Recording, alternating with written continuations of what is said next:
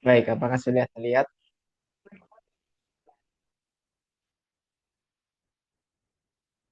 Sudah jelas nampak Mas Isan. Oke, siap.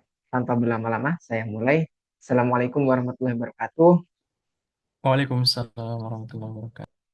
Selamat malam semua teman-teman dari Gorontalo maupun dari luar daerah. Semoga bisa jadi ada yang bergabung dari daerah lain. Eh, Alhamdulillah, segala puji bagi Allah yang telah memberikan kita nikmat dan kesempatan untuk terus belajar. Apapun kesempatan itu bentuknya. Jangan lupa salawat dan salam kepada junjungan kita, Muhammad Sallallahu Alaihi Wasallam. Saya langsung saja sebelum ke materi, mungkin sedikit kenalan singkat saja, bukan dalam rangka eh, berbangga-bangga, tapi dalam rangka memberi gambaran perjalanan saya. Ya, nama saya Ihsan Maulana Robbani, mungkin singkatnya Ihsan Robbani saja.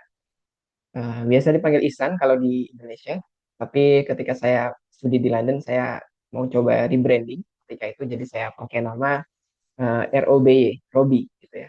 Robi, Robi Robbani.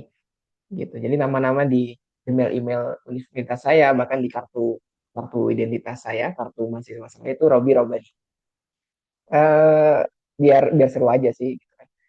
Supaya karena basis saya ketika dahulu ketika kecil itu pemalu, jadi barangkali dengan rebranding ini ketika saya di London saya jadi kayak ada personality shift gitu ya, tiba-tiba berubah jadi pemberani kan siapa tahu begitu kan. Saya coba pakai itu.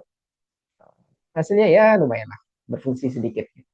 Akhirnya saya dikenal oleh teman-teman ya, secara internasional itu Robi ya, meskipun tidak banyak juga sih teman. Oke, basisnya di Gorontalo sekarang. Kemudian saya dulu sarjana arsitektur di Institut Teknologi Bandung, yakni di lulus tahun 2020. Jadi ini gambarannya ya, lulus tahun 2020.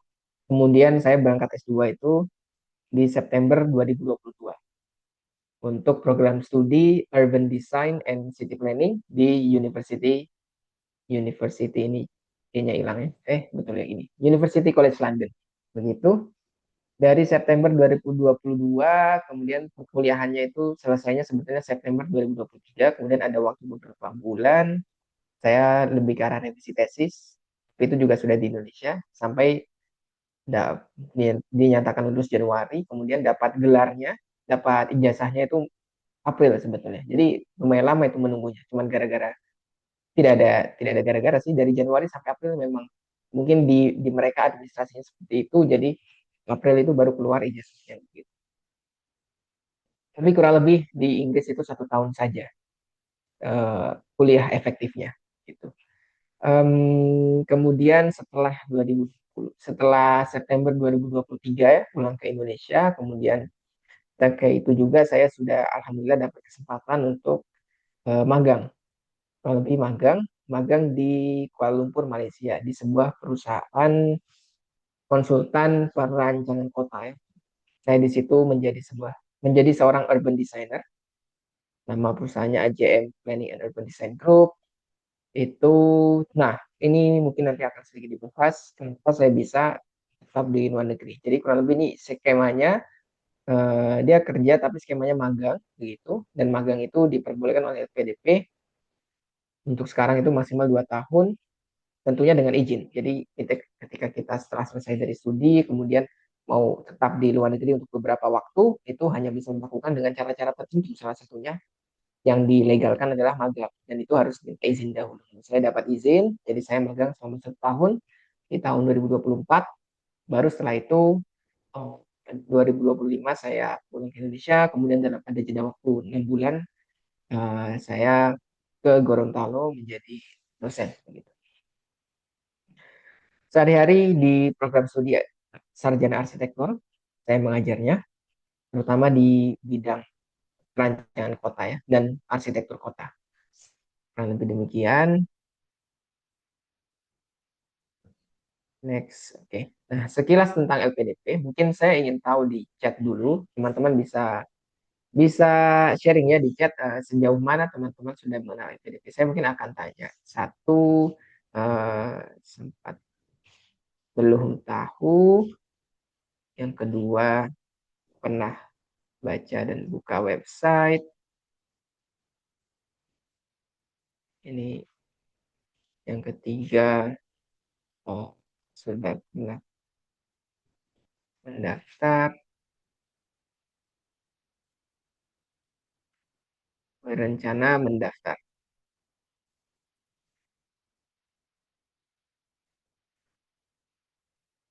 Oke, nah saya minta tolong teman-teman mungkin bisa sharing sedikit. Saya ingin tahu gambarannya audiens kita sekarang sudah di tahap mana gitu ya. Barangkali bisa komen di chat eh, teman-teman di kondisi apa. Belum pernah tahu LPDP, atau nomor dua pernah baca dan setidaknya pernah buka websitenya mungkin. Kemudian di tahap ketiga, di yang ketiga ini kembali mungkin ya, yang ketiga bolehlah. Yang ketiga sudah pernah mendaftar, yang keempat itu baru berencana mendaftar, kemudian yang kelima sudah dapat. Barangkali ada yang sudah pernah dapat juga seperti saya. Tiga sudah pernah mendaftar, oke. Dari Excel. Empat, Vinky Atinusi berencana mendaftar, oke, keren. Siapa lagi? Coba teman-teman yang lain mungkin bagaimana?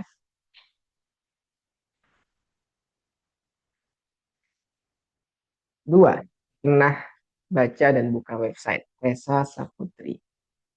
Firza. Empat, Tauku Muhammad Al-Ayubi. Empat, berencana mendaftar. Insya Allah. Insya Allah segera dapat. Pernah baca dan lihat YouTube orang tentang perjalanan daftar LPDP. Oke, jadi setidaknya saya tidak melihat ada yang menjawab satu ya. Jadi insya Allah teman-teman di sini join ke Zoom ini sudah pernah setidaknya mendengar nama LPDP dan tahu itu adalah program beasiswa. Baik, cukup saya kira. Terima kasih atas responnya teman-teman. Kita langsung saja sekilas tentang LPDP. Ini ya, beasiswa LPDP. Lembaga LPDP adalah lembaga di bawah Kementerian Keuangan. Kalau saya tidak salah itu betul-betul di bawah Kementerian Keuangan. Kemudian secara umum adalah pengelola dana abadi pendidikan ya. Jadi Indonesia punya dana abadi, dana yang tidak boleh dipakai. Sebenarnya kurang lebih begitu. Jadi hanya bisa diinvestasikan. Jadi dananya itu sangat banyak, triliunan, bahkan puluhan triliun. Terakhir saya update, itu diinvestasikan. Begitu hasil investasinya barulah yang akan dipakai untuk membiayai talenta-talenta Indonesia untuk kuliah di dalam maupun di luar negeri. Gitu. Jadi yang dipakai bukan murni, bisa dibilang bukan murni pajak rakyat, karena pajak rakyatnya itu sebagian dijadikan dana abadi. Dana abadinya tidak langsung dipakai, tidak boleh ya. Dana abadinya itu diinvestasikan dulu, baru hasil investasinya itu yang dipakai. Jadi dana abadinya tidak berkurang, bahkan cenderung setiap tahun bertambah. Oke, kemudian LPDP ini setiap tahun, alhamdulillah sejak 2009 kalau nggak salah, kecuali mungkin ketika COVID ya, kayaknya sempat hiatus sedikit, tapi kurang lebih setiap tahun ada. Kemudian dia biasanya dua kali tahun pembukaan pendaftarannya, jadi tahap satu itu di awal tahun, tahap dua di tengah tahun. Begitu. Kemudian LPDP ini saya disclaimer dulu bahwa info-info ini akan senantiasa diupdate oleh LPDP. Jadi saya bukan orang yang paling pintar, bukan juga orang yang paling ahli, bukan juga orang dalam di LPDP, sehingga yang saya sampaikan di sini adalah yang terakhir saya update, begitu, which is tadi sore. Nah, kalau kedepannya ada update lagi, tentu itu adalah kewajiban teman-teman semuanya, teman-teman masing-masing untuk mengeceknya. Nah, jadi hal pertama, prinsip pertama dalam mendaftar beasiswa adalah literasi ya, literasi digital terutama terkait bagaimana mencari info resmi dari beasiswa-beasiswa tersebut. Nah, di LPDP ini info resminya tentu ada di websitenya. Saya hanya mencuplik beberapa info resmi yang sedang berlaku sekarang. Gitu. Nah, kebetulan sekarang ini kalau teman-teman lihat di sini ini beberapa jenis beasiswa yang sedang buka begitu. Jadi setiap tahun bahkan setiap tahap itu bisa jadi jenis-jenis beasiswa yang dibuka itu agak berbeda begitu. Eh, ada yang beasiswa murni dari LPDP, ada yang beasiswa join dengan universitas tertentu di luar negeri, ada juga yang join dengan kementerian lain. Nah, seperti itu. Tiap tahapnya bisa berbeda. Nah, itulah kenapa pentingnya mengecek di website. Kemudian kita bisa lihat bahwa di sini tidak terlihat ada beasiswa reguler.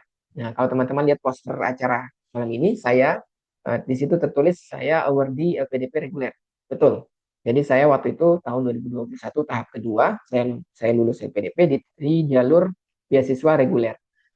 Nah, beasiswa reguler ini di tahun 2026 ini, sejauh info yang saya tahu itu bukan ditiadakan, tapi lebih berubah berubah nama ya menjadi beasiswa STEM, industri strategis dan beasiswa share. Dia dipisah menjadi dua, yang untuk STEM atau sains, teknologi, ekonomi dan matematika begitu, yang lebih ke arah lebih ke arah sains, teknologi, ekonomi, matematika, dan yang lebih ke arah sosial humaniora itu yang beasiswa share.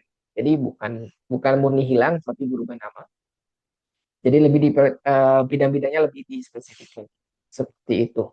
Kemudian beasiswa akselerasi double degree, joint degree ini eh, saya kira teman-teman bisa lihat di website untuk info lebih detailnya untuk masing-masingnya. Saya mungkin akan fokus ke yang umum dulu ya, yang umum dulu. Karena sebetulnya dia akan menjadi prinsip untuk semua persyaratan di beasiswa-beasiswa yang khusus seperti ini. Cuman beda sedikit-sedikit aja nanti. Jadi saya fokus ke yang umum dahulu.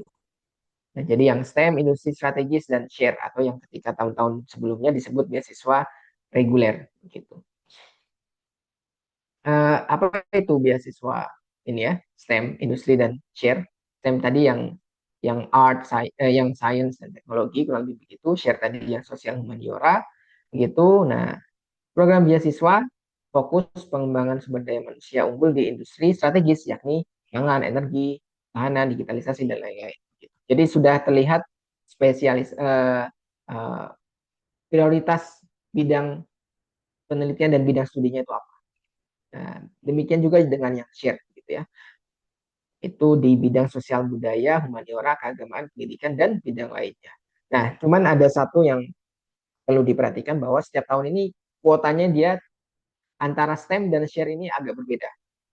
Pertama bahwa setiap tahapnya dan setiap tahunnya bisa berbeda. Kedua bahwa cenderung STEM lebih banyak. Secara umum begitu. Kalau tidak salah bisa sampai STEM yang 80%, share yang 20%. Nah, nanti dicek lagi kalau tahap kedua itu di tahun 2026 ini seperti apa. Tapi kurang lebih sekarang memang fokusnya lebih banyak ke STEM.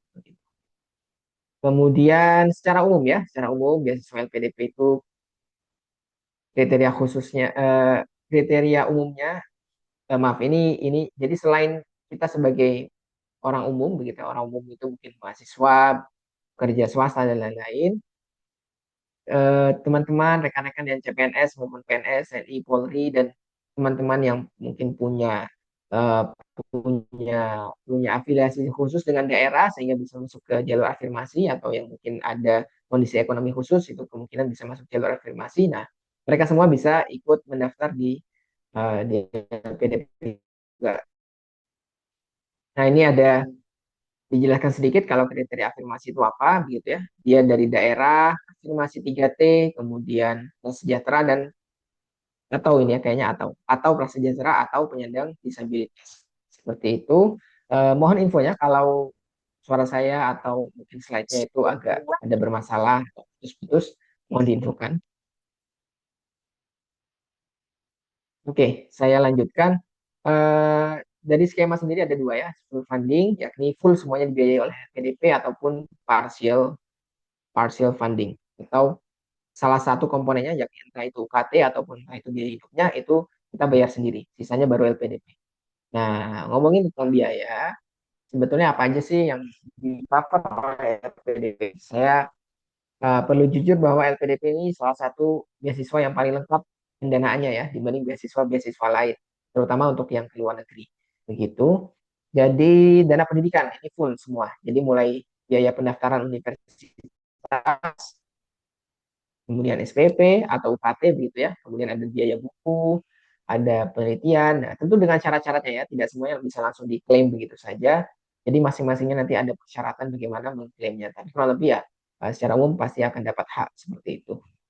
Kemudian dana pendukungnya, dana transportasi itu satu kali. Jadi maksudnya bolak-balik saja ya. Jadi pertama kali ketika berangkat dan nanti terakhir kali setelah studi ketika pulang ke Indonesia misalkan, atau kalau teman-teman di dalam negeri ya dari kota asal ke kota tujuan itu satu kali. Kemudian nanti ketika setelah lulus dari kota tujuan belajar kembali ke kota asal itu satu kali.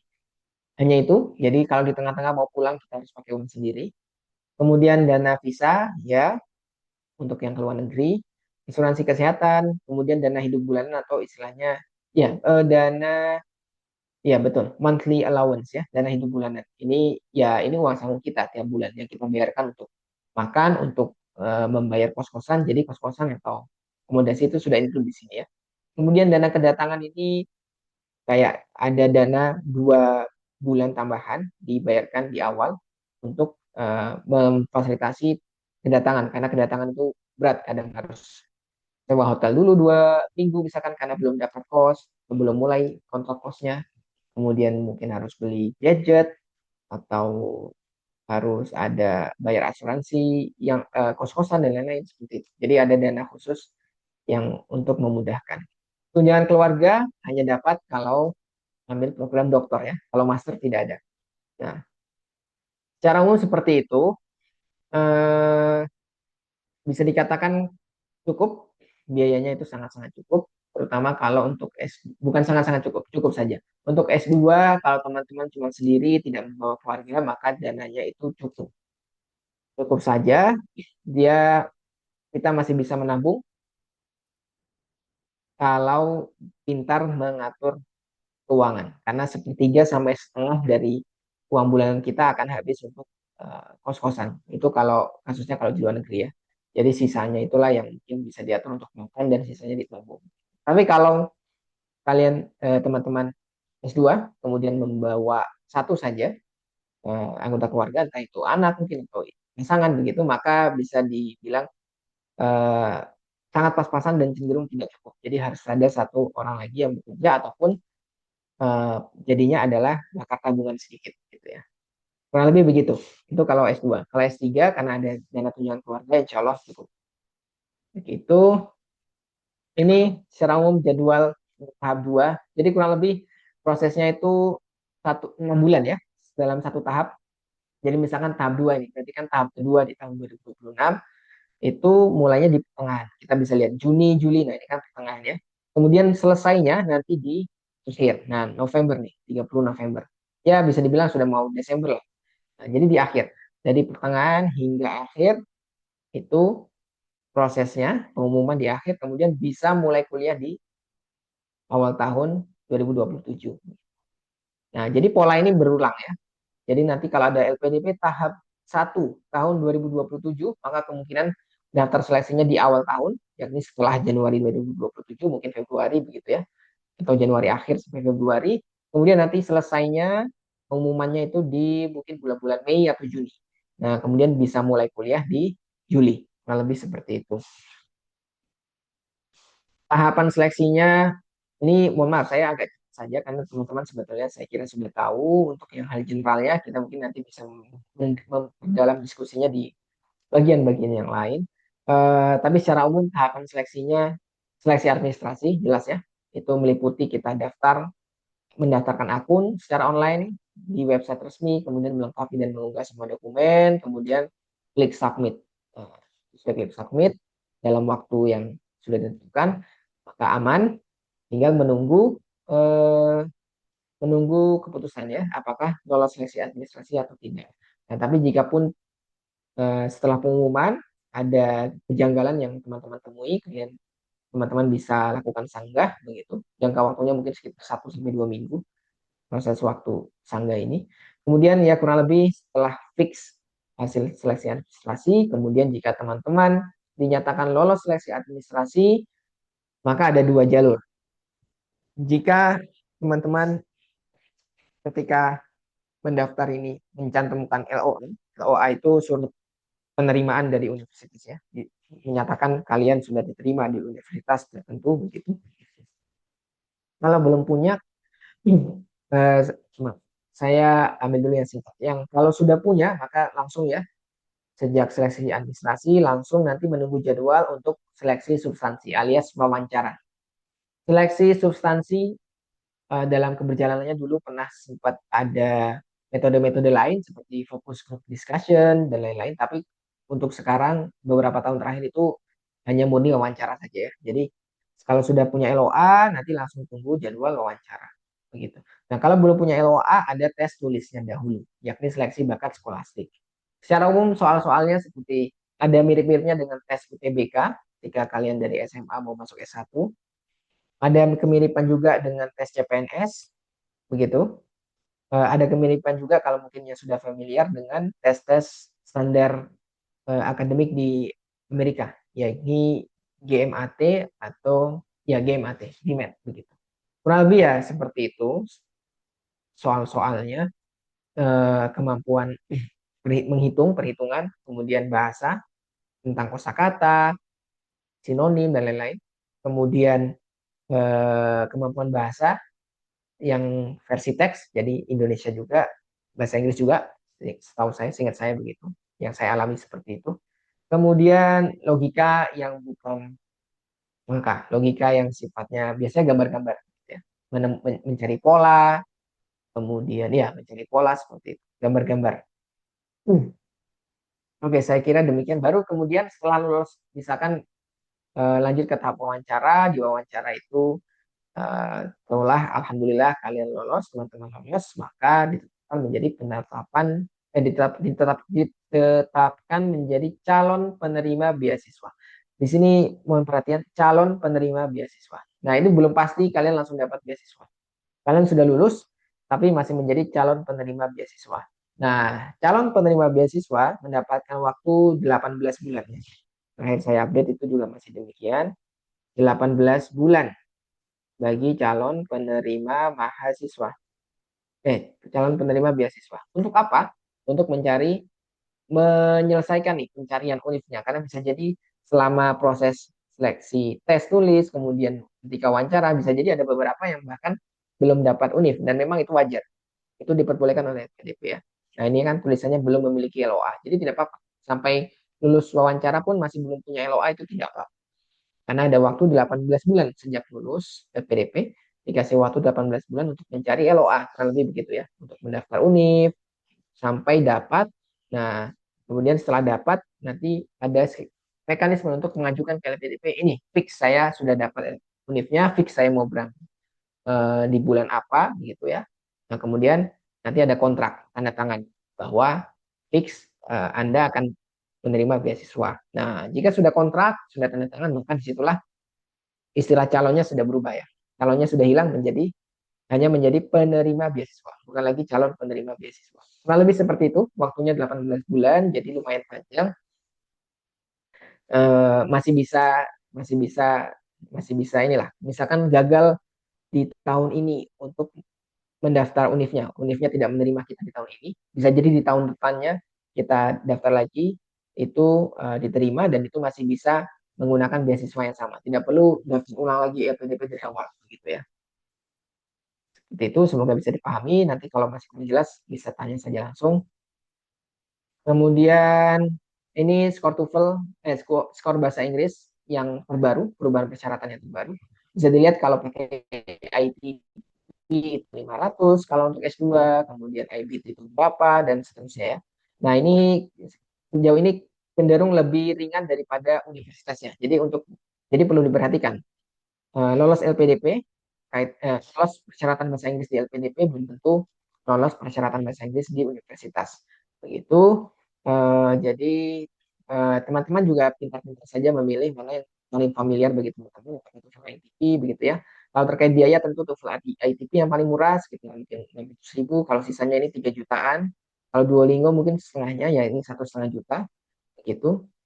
Nah, seperti itu. Jadi kalau misalkan mau resource-nya terbatas, duitnya terbatas, kemudian masih masih banyak pengeluaran nanti untuk mendaftar universitas, bisa jadi strateginya adalah ya udah saya daftar LPDP kayak TOEFL ITP dulu, misalkan begitu ya. Tapi perlu dicek juga apakah kalau untuk yang keluar negeri itu boleh pakai ITP atau harus pakai IBT dan seterusnya.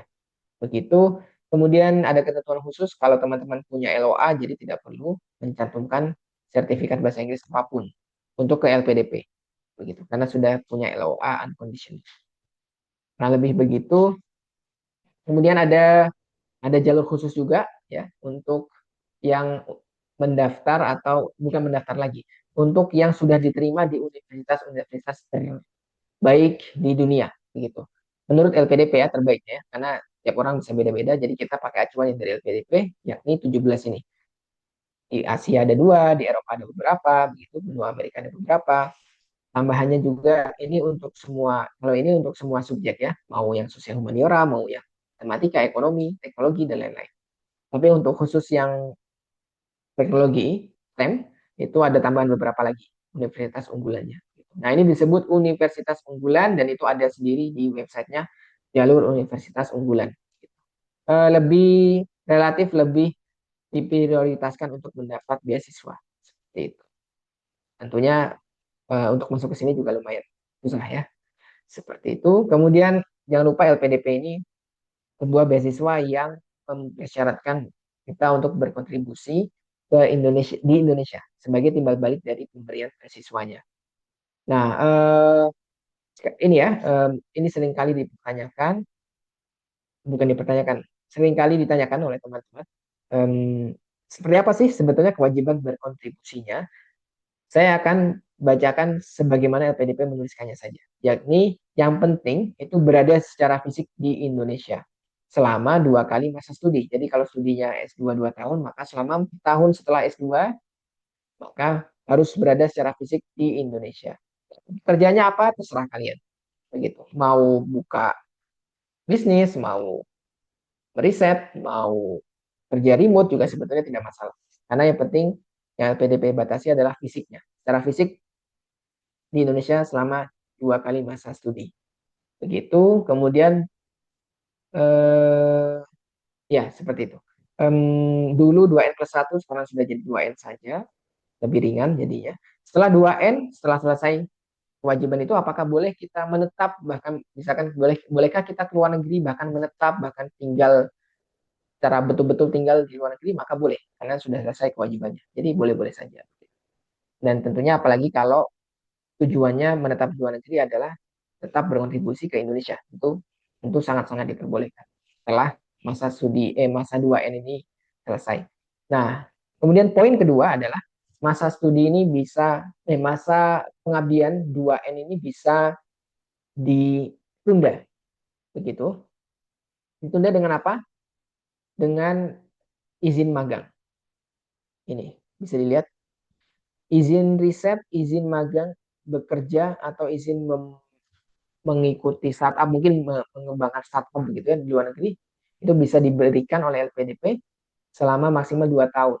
Ya. Namanya minta letter of consent. Saya dapat LOC ketika itu supaya saya bisa 1 tahun di Malaysia setelah dari London.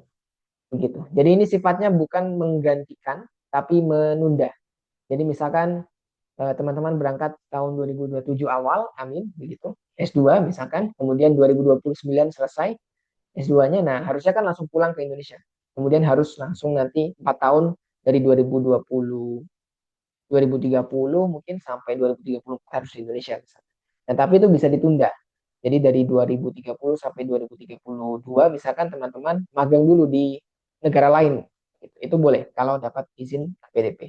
Setelah itu baru kembali ke Indonesia untuk menyelesaikan yang 2N-nya.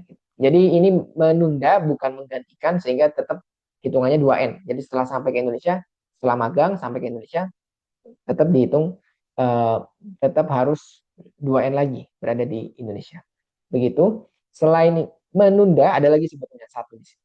Mungkin di sini tidak dijelaskan. Ada lagi satu yakni bisa digantikan masa kontribusi secara fisik di Indonesia itu bisa digantikan eh, hanya jika teman-teman dapat pekerjaan di luar negeri dari instansi-instansi tertentu gitu ya, terutama instansi global seperti di PBB misalkan atau di World Bank seperti itu bisa menggantikan kewajiban kontribusi. Tapi itu jarang sekali dan memang biasanya memang orang-orang yang sangat-sangat high quality yang bisa dapat pekerjaan di situ ya. Intinya pekerjaan yang sifatnya itu internasional dan membahas isu-isu global. Tapi sangat-sangat dibatasi oleh PDP, apa saja instansinya. Jadi tidak sembarangan. Oke, ya kurang lebih secara singkat kalau untuk magister itu Program yang boleh diajukan adalah S2 yang maksimal lamanya adalah 2 tahun atau 24 bulan. Kemudian doktor kalau untuk S3 itu yang maksimal lamanya adalah 8 bulan. Kemudian dapat tiga pilihan universitas. Nah, hal-hal seperti ini sebetulnya bisa sangat-sangat dibaca sendiri di laman resminya ya. Nah, kenapa saya screenshot seperti ini dan banyak teksnya karena saya ingin membudayakan bahwa memang ketika nanti teman-teman mau serius mendaftar beasiswa, teman-teman harus akan membaca banyak teks seperti ini dari buku panduannya dan harus diteliti begitu ya. Jadi tidak bisa yang ya coba-coba aja dalam artian sangat-sangat tidak peduli dengan administrasi begitu ya. Wah, surat rekomendasi syaratnya kayaknya yang penting tanda-tanda tangan deh. Ya udah, buat tanda tangan misalkan. Ternyata dari segi tanggal tidak memenuhi syarat, misalkan begitu ya. Nah, ini jadi banyak teks seperti ini di buku panduannya dan saya akan tunjukkan mungkin di websitenya seperti apa dan itu bisa dibaca. Kemudian ya ini kalau lebih syarat umumnya ada usia maksimal. Nah, ini perlu dibaca begitu. Kalau masyarakat umum 35 untuk S2, 27 untuk S3 begitu. Nah, kalau untuk dosen tetap seperti apa? Ini syarat bahasa ini dirangkum saja. Sebetulnya teksnya itu panjang-panjang seperti ini. Ini rangkumannya begitu. Oke, nah ini contohnya panduan pendaftaran, ada buku-bukunya masing-masing. Saya mungkin akan share sedikit langsung penerapannya di browser ya.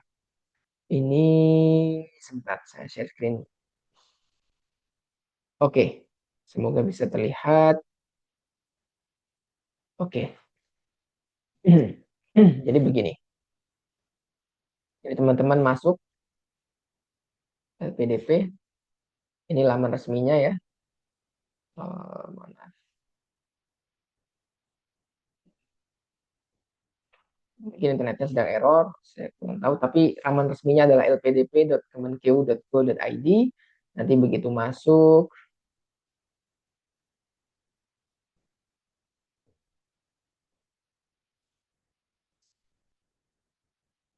eh, mohon maaf Kak Zakir, ini waktunya sampai jam berapa ya pemaparan materinya?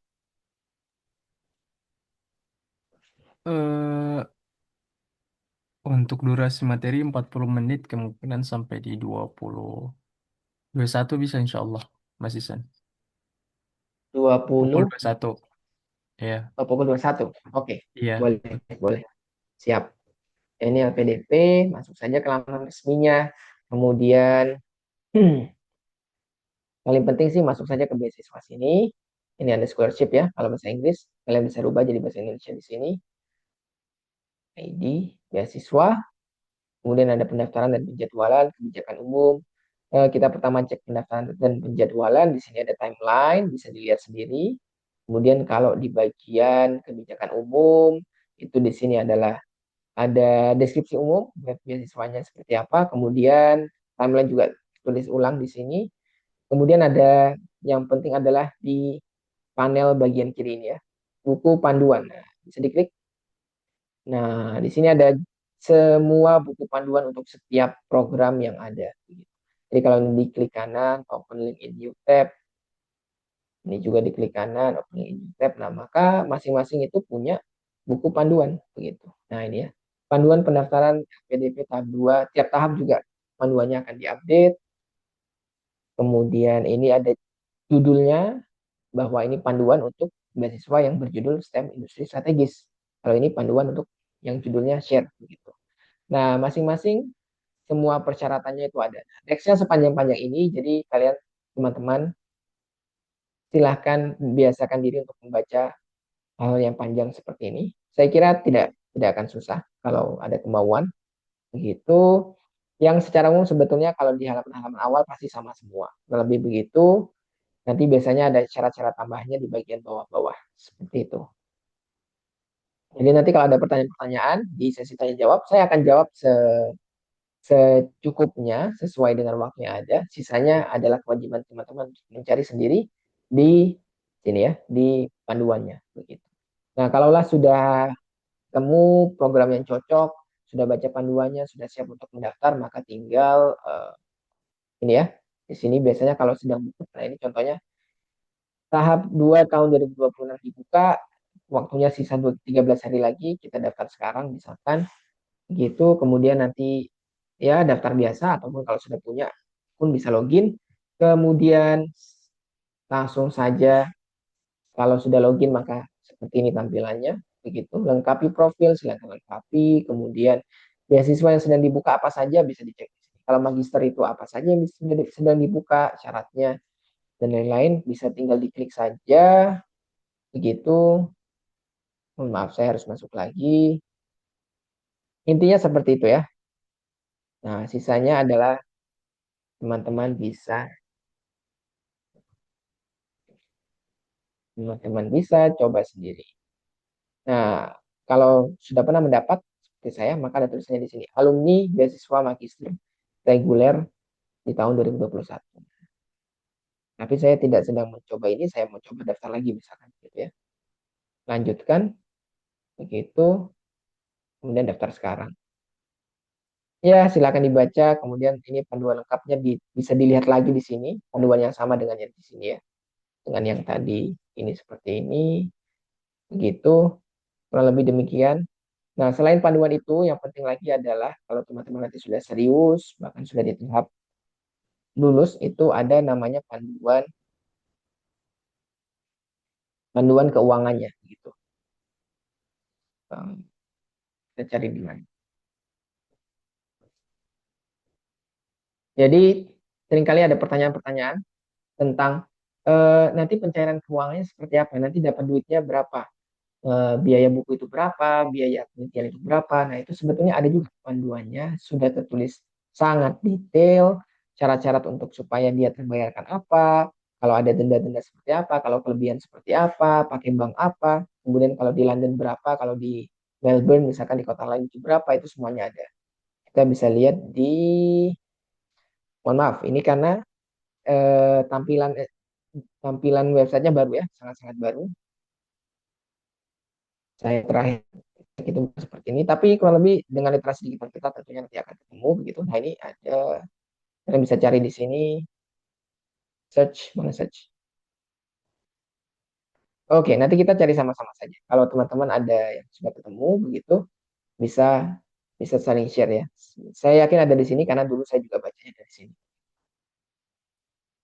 Panduan ketika untuk terkait pembayaran seperti itu.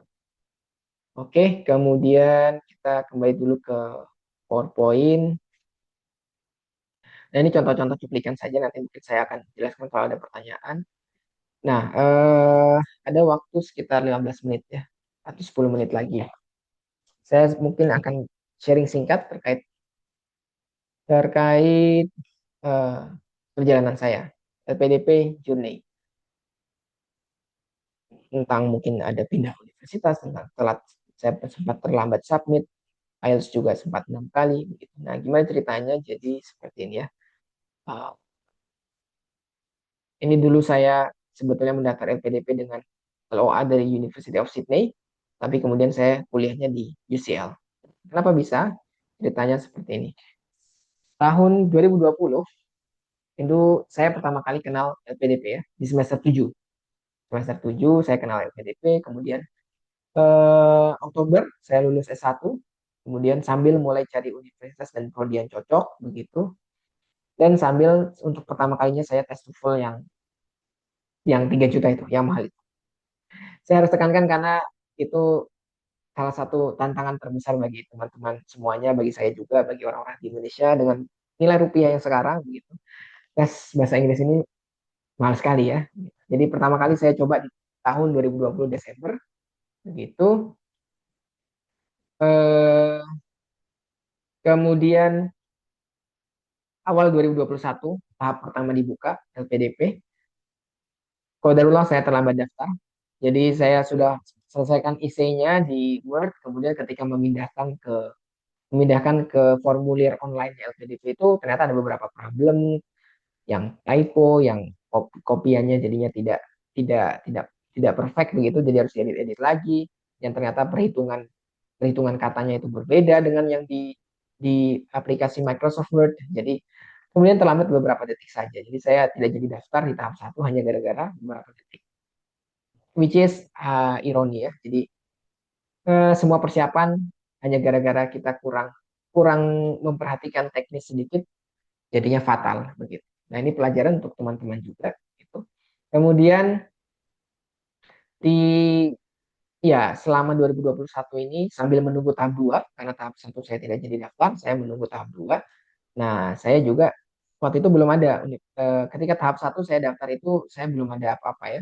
Baru modal tes TOEFL yang masih mungkin kalau nggak salah speakingnya itu masih 6, kemudian ya sudah bisa, tapi saya juga belum daftar-daftar universitas. Jadi cuman eh, ketika daftar LPDP itu ada tes TOEFL, hasil tes TOEFL, tapi belum ada LOA. Jadi saya pilih saja 3 universitas begitu. Dan tapi karena tidak jadi daftar, jadi ya udah saya ubah strategi. Mumpung ada waktu menunggu tahap kedua, saya cari-cari LOA. Saya langsung daftar-daftar universitas begitu di Australia. Kenapa di Australia? Pertama, kalau untuk luar negeri ya, dibanding yang lain cenderung Australia itu cenderung lebih percaya, cenderung sudah sangat terbuka dengan orang-orang Indonesia, jadi lebih mudah penerimaannya secara psikologis begitu. Kemudian dia murah. Jadi waktu itu saya 500.000 saya bayarkan bisa langsung mendaftar 3 program studi di Universitas Sydney. Dibandingkan kalau di Eropa, di Amerika mungkin 2 juta per program studi. Bahkan di Indonesia saja kalian daftar universitas bisa jadi sudah harus bayar 1 juta lebih. Nah ini 500.000 doang sudah bisa mendaftar 3 program studi. Itu University of Sydney. Di Melbourne juga lebih murah. Jadi saya waktu itu sampai sekarang mungkin saya merekomendasikan kalau kalian teman-teman ingin ke luar negeri, mungkin starting point-nya bisa coba daftar-daftar di Universitas Australia. Dari Monash, dari Sydney, dan macam-macam ya universitas-universitas yang mungkin bukan grade yang paling tinggi begitu tapi sudah lumayan bagus jadi bisa jadi starting point kita untuk mencoba begitu dengan biaya relatif murah begitu intinya kemudian saya dapat LOA University of Sydney kemudian saya cobalah membawa LOA itu ke pendaftaran LPDP 2021 ya ini salah mohon maaf 2021 tahap kedua dan alhamdulillah saya lolos dengan LOA University of Sydney tersebut begitu. Nah, kemudian kenapa bisa berubah jadi University College London? Karena eh, ketika itu saya memang mengincar ke UCL begitu. Nah, kebetulan saya belum belum berhasil mendaftar karena speaking saya masih 6. Jadi selama 4 kali TOEFL dan IELTS, saya kurang lebih bandnya itu sudah 8,0, tapi speakingnya masih 6. Padahal jadi semua semua bagian lain itu aman kecuali yang speaking. Padahal UCL meminta speakingnya 6,5. Nah, kemudian saya beranikan diri karena saya sudah dapat LPDP, saya coba daftar UCL meskipun pakai speaking yang masih 6,0. Ternyata dapat LOA conditional begitu ya. Conditionalnya adalah harus IELTS lagi supaya speakingnya 6,5. Nah, itu bulan Maret. Kemudian saya masih coba lagi begitu. Karena tadi saya katakan sejak lolos ini ada waktu 18 bulan ya untuk kita tekan kontrak dengan LPDP. Jadi saya sudah lolos dengan LOA University of Sydney, tapi saya baca peraturan kayaknya bisa pindah nih. Saya baca peraturan LPDP dengan detail, oh ternyata bisa pindah kalau universitasnya rankingnya lebih tinggi daripada yang awalnya kita tuju. Nah, disclaimer ini peraturan ketika itu. Peraturan sekarang bisa jadi berbeda ya. Begitu. Nah, intinya saya incar UCL, begitu. Saya incar UCL, kemudian di bulan Agustus sampai di bulan Agustus saya masih coba IELTS lagi sampai 6 kali, kemudian alhamdulillah tembus 6,5 speakingnya. Jadi saya langsung masukkan ke email ke UCL, kemudian akhirnya LOA conditionalnya berubah menjadi LOA unconditional, artinya full sudah dinyatakan diterima. Kemudian segera di bulan Agustus saya ajukan perpindahan universitas ke LPDP, kemudian diterima, kemudian mengajukan kontrak ke LPDP, kemudian diterima, kemudian mengajukan visa dan lain-lain dalam waktu cuma 1 bulan. Ini sangat-sangat mepet. Saya harus telepon sering kali, saya harus karena itu sangat-sangat mepet ya.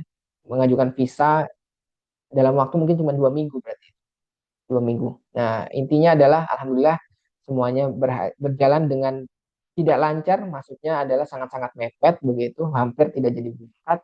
Akhirnya tanggal 26 September saya berhasil tiba di London begitu. Jadi prosesnya tidak mudah, tapi alhamdulillah setiap tahapnya itu setiap langkahnya itu membawa hikmah. Kemudian ini mungkin tips and trick sedikit saja karena nanti biasanya akan lebih banyak muncul di tanya jawab. Apa yang LPDP ingin dari Anda, dari kita, begitu ya. Kita kilas balik lagi ke tahapan seleksinya. Pertama seleksi administrasi ya, kemudian nanti seleksi tes tulis atau skolastik, kemudian seleksi substansi atau wawancara. Nah, pertama terkait seleksi administrasi. Itu tentunya selain tes IELTS, surat-surat, kemudian ijazah dan lain-lain itu kan hal-hal yang ya kita bisa itu hal-hal yang sangat-sangat administratif kita capai dengan berkas-berkas yang kita urus dari luar gitu ya. Nah, tapi yang terkait dari dalam diri kita itu ada dua, yakni rencana kontribusi dan personal statement. Tapi itu kan judulnya ya. Judul yang diminta LPDP adalah ada dokumen namanya rencana kontribusi, kemudian ada isian di website pendaftarannya nanti ada isian yang judulnya adalah personal statement begitu. Tapi di balik eh, judul-judul tersebut sebetulnya yang LPDP ingin cari tahu tentang kita adalah hal ini, personal branding atau narasi diri. Begitu. Narasi diri tentang apa sih yang kita inginkan untuk pribadi kita maupun untuk bangsa kita. Dua-duanya harus ada untuk seorang calon penerima LPDP. Kalau kita bicara narasi diri hanya untuk pribadi, tidak ada bangsa, eh, maka itu bukan kriteria yang layak untuk mendapat LPDP. Tapi kalau kita baca, kita bicara bangsa saja, tapi pribadi kita tidak kuat, narasi pribadi kita tidak kuat, kita seakan-akan di tulisan itu kita tidak mengenal diri kita sendiri siapa, kemampuan kita itu yang di mana saja dan kelemahan kita di mana saja itu tidak jelas, tidak terlihat, maka itu juga bukan merupakan kriteria sosok yang sesuai dengan kriteria LPDP. Jadi dua-duanya harus kuat, pribadi harus kuat, narasi terkait bangsa juga harus kuat. Nah, dan narasi ini akan terejawantahkan, akan dilihat di rencana kontribusi dan di isian personal statement. Nah, kita bahas sedikit rencana kontribusi. Eh, Kalimat pemungkasnya adalah bahwa rencana kontribusi itu bukan daftar mimpi. Jadi bukan tempat di mana kalian harus menuliskan setiap daftar mimpi kalian begitu tanpa ada struktur yang jelas begitu. Ingin menjadi ini, ingin menjadi ini, ingin menjadi ini dan seterusnya. 2 tahun adalah seperti ini, 3 tahun seperti ini, 4 tahun seperti ini. Tetap ada nanti timeline 2 tahun, 3 tahun, jangka panjang, jangka pendek, jangka panjang seperti itu. Tapi bukan dalam bukan dalam fokus membuat daftar, tapi membuat sebuah narasi. Kontribusi apa yang ingin dibawa untuk bangsa, lebih seperti itu ya. Nah ini ada 10 saran yang menurut saya cocok untuk saya. Pertama bahwa tentunya semua kontribusi yang baik adalah yang mulai dari masalah gitu ya. Kalau ada kontribusi saya ingin mengontribusikan tapi tidak tahu ini menjawab masalah apa, ini menyelesaikan masalah apa. Maka itu bisa jadi kurang kuat. Jadi mulai dari masalah. Belajarlah kritis kemudian mencari permasalahan di sekitar kita. Nah, masalah yang itu harus penting dan itu bisa diselesaikan oleh kita. Kurang lebih bahwa kemampuan atau pengalaman dan keilmuan kita itu cocok untuk menyelesaikan masalah tersebut. Dan bahwa nanti dengan S2 atau dengan studi lanjut maupun entah S2 maupun S3, hasil pembelajaran kita selama studi itu bisa menjadi bagian dari solusi untuk masalah tersebut gitu. Dan bisa ditransformasikan menjadi sebuah bentuk kontribusi. Itu pertama ya, mulai dari masalah. Kedua, gunakan konsep trajektori, bukan dream.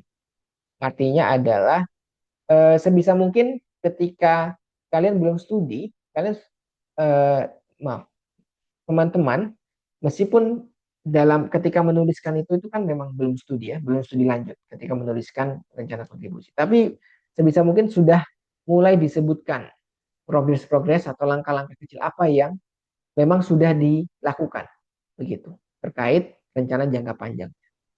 Jadi jangan menuliskan hanya rencana-rencana yang akan dibuat setelah lanjut studi, tapi tuliskan juga hal-hal kecil yang sudah dimulai sebelum lanjut studi. begitu.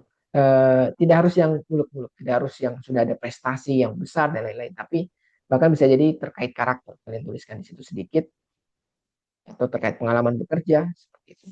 Sehingga eh, narasinya adalah bukan saya mau lanjut studi setelah itu baru berkontribusi, bukan begitu. Tapi saya sudah mulai kontribusi dan saya ada saya stuck, saya ada dinding dan dinding ini hanya bisa dilalui kalau saya lanjut studi.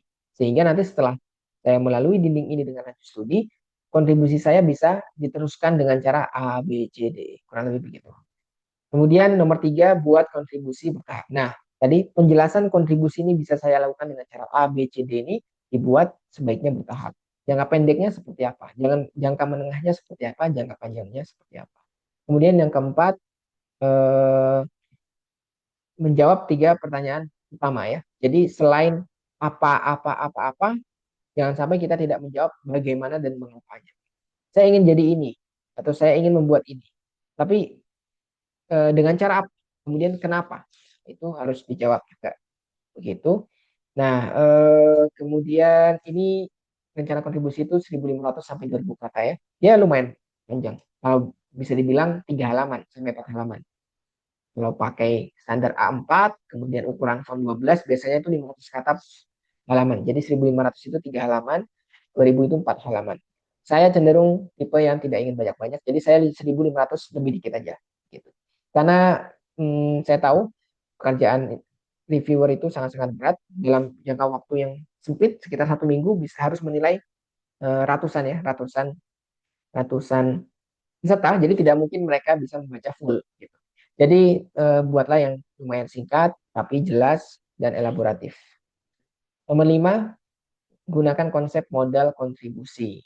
Begitu. Ini yang tadi menyambung dengan nomor 2 ya, trajektori. Bahwa kalian sudah menyebutkan, kita sudah menyebutkan hal-hal yang sudah dilakukan. Jadi kita sudah menyebutkan pengalaman yang sudah ada.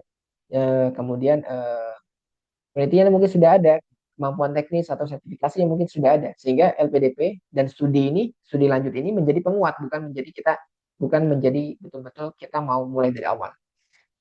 Kemudian nomor 6, alasan universitas harus disebutkan gitu. Eh, Kalau kalian baca panduan lengkapnya ya, teman-teman baca panduan lengkapnya di sini ada itu. Eh, Strukturnya seperti apa saja yang harus dijelaskan. Nah ini sebetulnya lebih ke mengulang maupun juga memperkuat bahwa pasti nanti harus disebutkan 1 sampai 2 paragraf terkait kenapa universitas tersebut dipilih, kenapa program studi tersebut dipilih, begitu. Apa hubungannya dengan kontribusi, apa hubungannya dengan kemampuan Anda yang sudah dimiliki sekarang, seperti itu. Kemudian nomor 7, ini mitos ya, mitos yang harus dibantah bahwa teman-teman biasanya memandang kontribusi itu harus yang wah banget gitu ya, harus misalkan menemukan mungkin mesin waktu mungkin begitu, atau misalkan eh, apa namanya harus langsung membuat perusahaan dengan 1.000 pegawai lah, membuat lapangan kerja 100 orang dan seterusnya. Itu tidak begitu, itu mitos saja. LPDP lebih suka yang spesifik tapi dalam dan terencana gitu ya. Jadi bukan sesuatu yang wah banget, tapi yang jelas tujuannya apa, jelas bisa diselesaikan dan jelas Anda tahu, kita tahu kita mau berkontribusi di titik mananya, di posisi apa dan seberapa jauh. Itu harus kelihatan. Begitu. Kurang lebih seperti itu. Kemudian nomor 8 sebetulnya sudah lewat ini ya. Boleh saya teruskan sedikit, Kak Zakir? Boleh, boleh. Mangga, Mas Oke. Isan. Ya, nomor 8, semua target harus membentuk satu benang merah. Ya, ini relate dengan ini timeline bahwa ada jangka pendek, jangka menengah, gitu kan. Jadi ada target-target dan target-target ini harus sesuai, kurang lebih sesuai logika alurnya gitu, dan harus eh, sesuai dengan narasi besarnya. Nah, jadi misalkan nih pendidikan ini maksudnya studi lanjut kita ya, S2 kita atau S3 kita yang akan dibiayai oleh LPDP itu pendidikan. Kemudian setelah itu dari pendidikan itu ceritanya nih orang ini akan membuat riset. Kemudian hasil riset itu yang akan menjadi standarisasi untuk ini BIM atau Building Information Modeling untuk bangunan rumah sakit di Indonesia Timur. Nah, dan Standarisasi ini akan di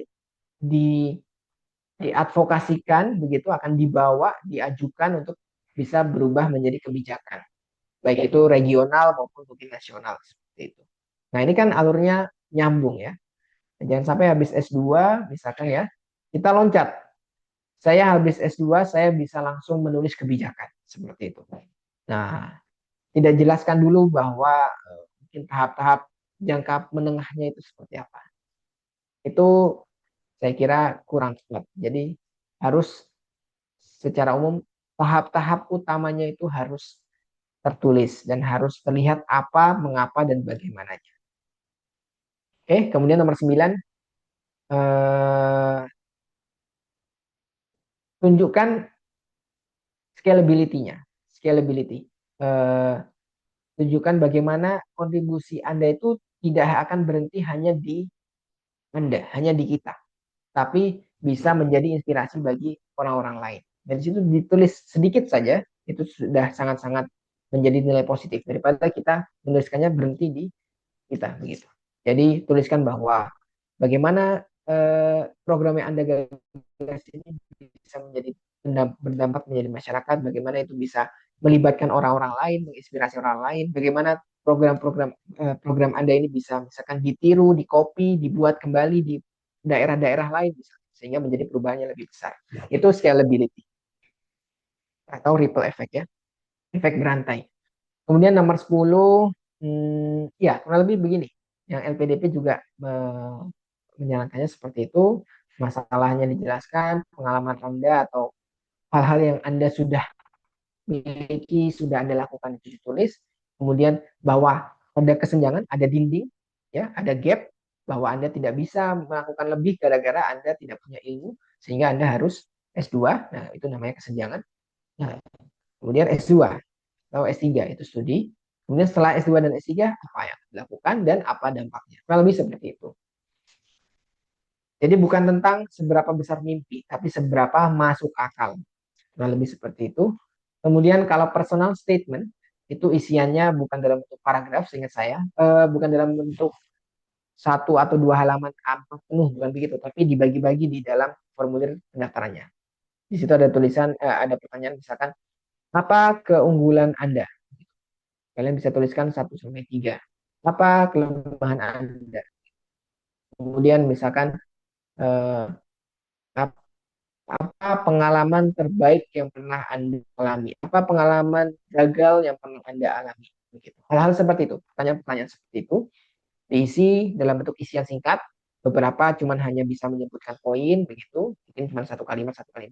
Tapi beberapa pertanyaan bisa dituliskan dalam bentuk paragraf singkat. Begitu. Nah, jadi secara umum prinsipnya untuk isian-isian tersebut dan untuk nanti ketika nanti wawancara, nah prinsipnya sama ya. Ini uh, menceritakan diri yang sebenarnya dan menunjukkan pertumbuhan. Itu prinsipnya ketika menulis maupun nanti ketika wawancara. Karena mungkin saya loncat, ketika nanti wawancara yang dicek paling utamanya adalah dua tadi ya, rencana kontribusi ini dan kemudian personal statement. Begitu. Nah, jadi diuji konsistensi Anda ketika wawancara, jawabannya nyambung nggak? Jawabannya konsisten nggak dengan personal statement yang tertulis, dengan rencana kontribusi yang tertulis. Nah, itu seperti itu. Dan untuk menjawabnya, maka ceritakan dirimu yang sebenarnya dan tunjukkan kesungguhanmu. Gitu. LPDP mencari potensi, integritas, dan arah yang jelas. Nah, pertama, metode STAR. Bahwa dalam setiap kesempatan, ketika diberi kesempatan menuliskan paragraf, personal statement, misalkan, apa pengalaman gagal Anda? Nah, itu diberi kesempatan menulis paragraf. Maka ingat-ingat ini, metode STAR ini ya. Situation, task, action, result. Situasinya apa? Dituliskan. Kemudian waktu itu Anda perannya apa? Tugas Anda apa waktu itu? Kemudian apa yang Anda lakukan? Kemudian apa hasilnya? Begitu. Kalau misalkan pengalaman gagal, waktu itu situasinya seperti ini, saya diminta atau tugas saya adalah ketika itu seperti ini, kemudian saya melakukan ini, kemudian ternyata ada kesalahan, ternyata ada gagal, kemudian apa pelajarannya yang diambil, kemudian apa langkah tidak lanjut Anda. Begitu itu kalau yang kegagalannya. Kalau yang pengalaman baik, prestasi, diminta menjelaskan prestasi, maka seperti ini. Waktu itu situasinya seperti ini, kemudian saya tugasnya waktu itu saya adalah ditunjuk sebagai pemimpin, kemudian yang saya lakukan adalah berbagi tugas dengan baik. Dan ini mohon maaf ini agak general ya. Dan tentunya nanti kalian ketika menjawab, teman-teman ketika menjawab harus lebih spesifik, lebih bagus. Tapi kurang lebih seperti itu. Yang saya lakukan adalah uh, saya memetakan potensi masing-masing anggota tim begitu. Kemudian saya membagi tugas sesuai dengan potensi mereka. Kemudian saya mengatur jadwal dengan spesifik begitu dan kami lakukan follow up setiap 2 minggu sekali. Hasilnya adalah kami berhasil juara satu lah atau apa seperti itu. Sehingga jelas dan lengkap dan dalam waktu yang lumayan singkat. Oke, nomor dua, jangan melakukan sugar coating. Jangan klaim berlebihan dan jangan defensif berlebihan. Saya sangat-sangat kalau kalimatnya masih saya komunikatif itu masih boleh lah. Tapi kalau misalkan saya orang yang paling bekerja keras di organisasi saya, misalkan seperti itu, nah itu mungkin terlalu sugar coating dan sebetulnya lebih ke arah eh, pembahasaannya yang mungkin terlalu naif begitu. Seharusnya pembahasannya adalah lewat bukti dan lewat cerita begitu. Lewat star ini begitu. Jadi nggak perlu bilang saya yang paling bekerja keras. Bilang aja suatu itu contohnya suatu itu situasinya seperti ini, saya tugasnya seperti ini, yang saya lakukan seperti ini, hasilnya seperti ini. Maka si pewawancara atau pembaca dari personal statement Anda bisa langsung menyimpulkan, oh ini orang sangat-sangat bekerja keras, begitu, misalkan ya. Jadi biarkan pengalaman, aksi dan hasil yang menceritakan diri Anda. Begitu. Jangan terlalu banyak klaim-klaim, self-claim seperti ini. Saya yang paling pantang menyerah, saya yang paling visioner. Kemudian jujur juga tentang kegagalannya. Jadi ceritakan saja, tapi jangan berhenti di menceritakan kegagalannya. Utamanya adalah ceritakan apa pelajaran dan apa tindak lanjut yang sudah Anda lakukan. Apa perubahan, apa pertumbuhan yang sudah kalian buat. Begitu. Nah, kemudian ini ya, poin terakhir, prinsip terakhir adalah bahwa itu harusnya reflektif. Bukan cuma deskripsi situasinya seperti ini, kemudian dijabarkan panjang lebar, tapi tidak ada pelajaran yang diambil. Seperti itu. Jadi harus reflektif, bukan sekedar naratif. Saya kira demikian. Masih banyak sebetulnya, mungkin saya singkat saja. Bisa dibaca lebih lanjut, barangkali di screenshot atau nanti saya bisa kirimkan PowerPoint-nya. Disclaimer dulu bahwa ini semuanya tidak bersumber hanya dari saya pribadi. Jadi ada yang bisa di screenshot dari sosialisasi resmi dari LPDP, kurang lebih seperti itu. Ada juga yang eh, apa namanya dibantu oleh AI dalam visualisasinya seperti ini. Kemudian setelah administrasi, mungkin saya minta waktu 2 menit lagi saja. Setelah administrasi ada seleksi bakat skolastik, yakni tes tulis. Saya tadi sudah jelaskan contoh-contoh soalnya mirip seperti tes CPNS, tes UTBK, tes JMAT di Amerika, begitu. Jadi bisa dicari sendiri contoh-contoh soalnya. Ini poin intinya adalah banyak-banyak latihan. Kalau menurut saya seperti itu saja sih, straightforward, tidak ada trik-trik khusus yang mungkin bisa dibahas malam ini. Kalian bisa cari di YouTube banyak trik-trik per tiap bagian soalnya seperti apa, itu aja. Kemudian seleksi lanjutnya ke tahap wawancara ya, seleksi substansi wawancara. Saya kira prinsipnya mirip seperti yang personal statement ini. Tadi saya sudah jelaskan. Gunakan metode STAR kalau menjawab, jangan sugar coating, jujur, reflektif, kemudian konsisten dengan rencana kontribusi, termasuk di situ ada tulisannya mau tesis apa misalkan, mau universitas mana, mau negara mana, maka di situ ketika wawancara harus konsisten dengan itu. Kita tanyakan, kenapa mau ke Inggris, kenapa mau ke Australia, kalau ada masalah gimana, itu dipertanyakan.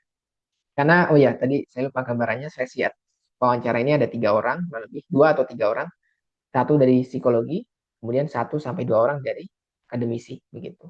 Nah, sama aja, semuanya mengetes kekonsistensian kalian terhadap apa yang kalian sudah tulis, apa yang sudah kalian ajukan ke PDP. Cuman ada yang dari sisi psikologis, ada yang dari sisi akademik, begitu. Yang dari sisi psikologis misalkan mempertanyakan, kalau nanti eh, eh, hal-hal yang bahkan misalkan kalau nanti ada masalah mental health, nah, nanti gimana? Gitu. Kalau nanti tiba-tiba hamil, misalkan yang sudah menikah, yang perempuan tiba-tiba hamil, Apa yang dilakukan? Mau pulang atau lanjut studi? Itu seperti apa? Nah, seperti itu ya, mengetes konsistensi. Kalau yang dari segi akademisi sih, mengetes logika maupun konsistensi konsistensi dari pikiran ilmiah kita gitu. Kenapa mau belajar ini? Pentingnya untuk si kontribusi Anda apa? Apakah logis atau enggak? Gitu. Kenapa mau topik penelitiannya adalah ini? Gitu. Apakah itu nyambung dengan kontribusi? Kalau misalkan topik penelitiannya itu kira-kira metodenya apa ya? Gitu. Tergantung ya. Kalau S3 mungkin sangat-sangat detail. Kalau S2 mungkin sampai di tahap topiknya kira-kira apa, alasannya apa, kemudian mereka sudah sempat mungkin baku kontak dengan calon supervisor. Nah, sebagian S2 membutuhkan itu, sebagian tidak. Saya waktu itu karena S2 saya berbasis coursework atau berbasis mata kuliah, bukan berbasis riset, maka memang ketika mendaftar itu oleh UCL tidak dipersyaratkan harus sudah mencari supervisor. Jadi saya tinggal bilang ke LPDP, S2 saya ini berbasis coursework dan tidak perlu mensyaratkan kontak dengan supervisor. Namun, nah ketika ada namun, ada tambahan, ada level effort, ada level usaha kalian yang lebih daripada yang dipertanyakan, itu akan menjadi nilai tambah. Jadi memang tidak wajib, tapi saya sudah mencoba mencari nama-nama calon-calon supervisor yang menurut saya cocok risetnya. Contohnya Bapak ini, kenapa? Karena bla bla bla bla. Nah, nyambung dengan topik riset saya, bla bla bla bla, titik. Nah, itu aja sudah sangat-sangat cukup. Kalau memang non S2 berbasis riset. Saya kira demikian, mohon maaf kalau terlalu lama ini pemaparan materinya. Saya kembalikan ke Kak Zakir untuk dimulai sesi tanya jawab. Terima kasih. Wassalamualaikum warahmatullahi wabarakatuh. Waalaikumsalam warahmatullahi wabarakatuh. Masya Allah, terima kasih banyak Mas Isan ya. Ini materinya saking padat dan saya pikir sangat insightful ya. Karena waktunya meskipun targetnya mungkin di 40, tapi karena ada kebutuhan materi yang perlu disampaikan ke rekan-rekan ya. Dan tentunya ini perlu dimanfaatkan sebesar-besarnya ya oleh rekan-rekan semua yang hadir pada malam hari ini.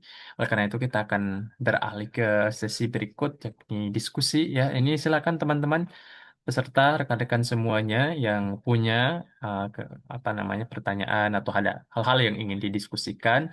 Tadi banyak yang sudah disampaikan oleh Mas Ihsan baik terkait dengan persyaratan, terkait dengan administrasi, bahkan teknisnya seperti apa dan juga bagaimana pengalaman-pengalaman Mas Ihsan dalam proses pendaftaran dan itu saya pikir sangat memotivasi ya khususnya saya pribadi dan terutama juga teman-teman yang hadir malam hari ini. Oke, kami buka rekan-rekan semuanya. Ada yang mau bertanya bisa langsung mengaktifkan pelantang atau mikrofon. Juga bisa melalui chat ya, kolom chat. Silakan teman-teman, kami memberikan kesempatan. Ada yang ingin bertanya?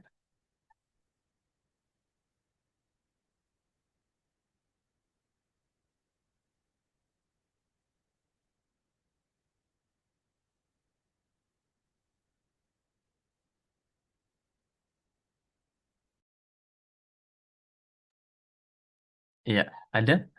Kita masih tunggu dulu ya, barangkali ada via chat. Silakan teman-teman yang ingin bertanya bisa langsung mengaktifkan pelantang atau bisa via chat juga.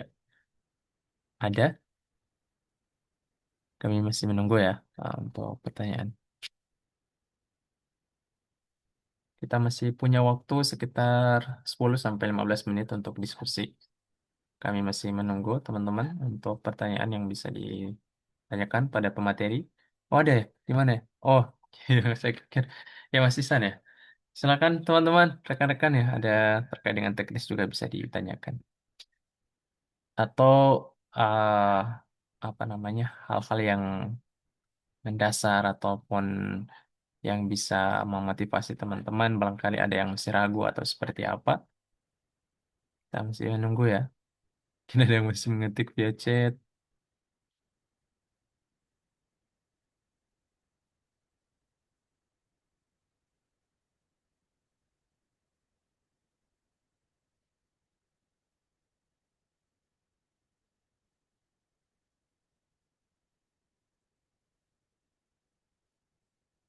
Iya, barangkali masih menunggu dulu Mas Isan ya. Bareng bisa dari. Oh ini ada chat kah? Gimana? Oh ya, alhamdulillah sudah ada ya dari. Oh Bang Asrul ya. Masya Allah. Terima kasih Bang Asrul pertanyaannya. Masya Allah.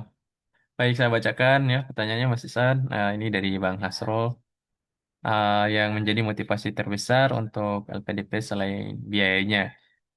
Oh, selain biayanya kira-kira apa ya? Karena terkadang hal-hal yang terlihat baik itu tidak terlalu didengarkan di negara, bahkan bisa berpikir mending kuliah di Indonesia saja. Ya, mungkin bisa dijawab dulu, Mas Ihsan. Ini pertanyaan dari Bang Asur di kolom chat.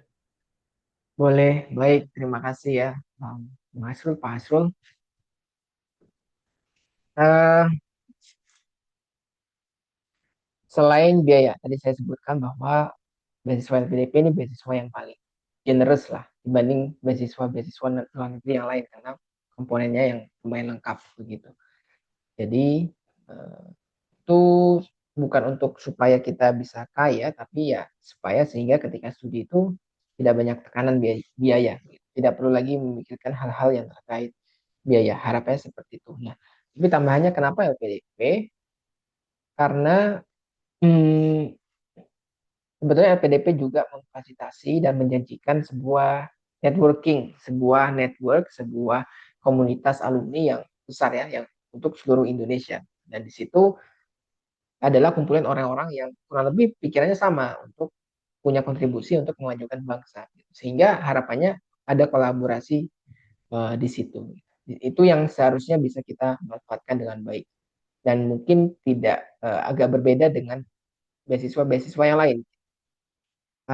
Fokusnya itu bisa jadi berbeda. Contoh orang-orang yang mendapat beasiswa Fulbright itu punya karakter yang memang tentu berbeda-beda, tapi ada beberapa persamaan karakter gitu. Karena memang beasiswa Fulbright itu ingin yang seperti demikian. Beasiswa cheveningnya Inggris juga seperti demikian. Nah, karakter-karakter untuk beasiswa LPDP adalah sortir gara-gara memang LPDP mencari orang-orang yang punya visi kontribusi terhadap Indonesia seperti itu. Nah, maka ketika dikumpulkan alumni-alumninya, isinya adalah orang-orang yang pemikirannya kurang lebih mirip begitu. Tinggal bagaimana kita memanfaatkan jaringan kolaborasi tersebut. Tambahannya adalah alasannya kenapa motivasi terbesar kalau mungkin ke luar negerinya ya. Jadi selain karena apa motivasi ke luar negeri mungkin demikian ya karena kadang-kadang hal-hal yang terlihat baik itu tidak terlalu didengarkan di negara setidaknya keluar negeri itu membuka cakrawala kita untuk melihat Indonesia dari sudut pandang yang lain dari sudut pandang yang lain jadi banyak sudut pandangnya kenapa karena ketika di luar negeri biasanya kita bukan datang ke kota yang dimana itu isinya 100% orang Cina misalkan atau 100% orang orang orang Inggris. Biasanya eh, ketika kita ke universitas luar negeri itu otomatis isinya adalah orang-orang yang beragam dari berbagai eh, belahan dunia, berbagai macam budaya. Nah, sehingga kita bisa mendengarkan sebenarnya apa sih yang mereka tahu tentang Indonesia, gitu.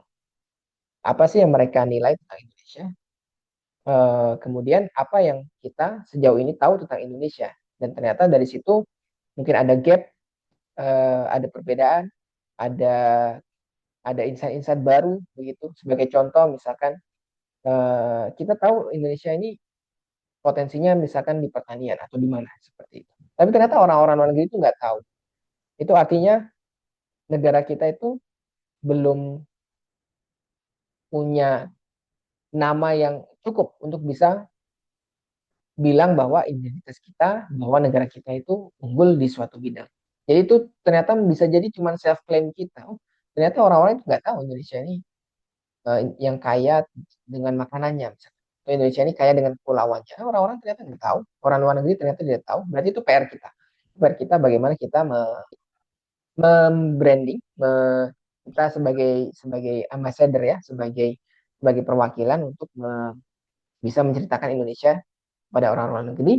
Itu PR pertama. PR keduanya adalah bagaimana bukan hanya sekedar cerita, tapi betul-betul oh berarti harus ditingkatkan bagian urusan kepulauannya tadi misalkan apa harus ditingkatkan urusan pertaniannya supaya betul-betul Indonesia itu memang betul-betul terlihat secara angka maupun secara secara kata-kata begitu oh ya Indonesia itu memang bagus di bidang pertanian jadi nggak cuman ngomong doang angkanya ada, hasil produksi pertaniannya banyak, begitu misalkan. Karya inovasi pertaniannya ada, misalkan seperti itu. Nah, itu PR-nya. Jadi kita bisa melihat Indonesia dari sudut pandang yang lain. Itu alasan pertama kenapa keluar negeri. Alasan keduanya adalah untuk diri kita sendiri juga itu sangat-sangat bermanfaat karena menjadi pribadi yang lebih open minded begitu. Perlu diketahui bahwa sebuah sistem edukasi tentu yang ada di negara kita itu uh, cenderung membuat sebuah pola pikiran yang sama terhadap orang-orang hasil edukasi tersebut. Dan orang luar negeri, misalkan taruhlah di Cina, sistem edukasinya berbeda, dia punya pola pemikiran yang berbeda. Orang Inggris juga punya pola pemikiran yang berbeda. Nah, ketika kita bertemu dengan orang tersebut, kita bisa membuka pikiran kita ya bahwa oh banyak sekali pola-pola pikiran orang begitu, banyak sekali sudut pandang orang. Jadi dengan kita belajar itu, kita bisa menjadi pribadi yang lebih istilahnya itu bukan cuma berilmu tapi bisa menjadi orang yang bijak karena kita bisa menerapkan ilmu tersebut dengan cakrawala yang lebih luas dengan sudut pandang yang lebih luas. Harapannya seperti itu sih. Semoga menjawab. Oke, baik, Alhamdulillah. Terima kasih Mas Isan atas jawaban untuk Bang Asrul ya. Insya Allah bisa menjawab pertanyaan dari Bang Asrul tadi. Ada lagi teman-teman? Kita masih punya waktu. Ada ya. Ini, oh masih ada. Oke, ya ini feedback dari Bang Asrul. Oke. Eh, oke, mungkin ini ada pertanyaan lagi. Lanjutan barangkali ya Mas Isan ya. Bisa Hmm, langsung ditanggapi aja Mas Isan. iya, menjadi pertimbangan adalah bagi Muslim yakni kait ibadahnya ya, khususnya laki-laki terkait sholat Jumat dan lain-lain, dan juga mungkin perempuan terkait bagaimana berpakaian di luar, apakah bebas atau tidak untuk pakai jilbab, nah seperti itu. Terus kalau ada matkul yang tabrakan dengan jadwal ataupun akses ke tempat ibadahnya seperti apa, ya itu menjadi salah satu pertimbangan utama juga bagi kita yang Muslim. Itu secara umum teman-teman tidak perlu khawatir karena dunia sudah sangat global begitu. Tidak ada mungkin tidak ada negara yang tidak tahu umat Muslim itu harusnya seperti apa begitu secara umum. Jadi contohnya kalau di Eropa misalkan sebetulnya yang kita tahu umat Muslimnya sangat sedikit, padahal sebetulnya tidak sesedikit itu.